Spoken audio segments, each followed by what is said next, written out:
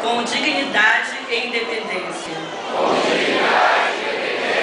observando os preceitos de ética e defendendo as prerrogativas da profissão, não pleiteando contra o direito, contra os bons costumes e a segurança do país, e defendendo com o mesmo desempenho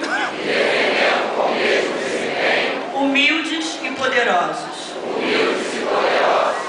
Juro acreditar no direito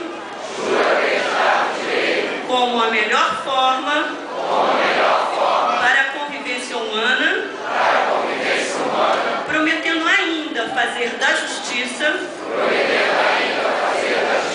uma consequência normal e lógica do direito. Sempre confiando na paz, como resultado final da justiça, acima de tudo, prometo defender a liberdade,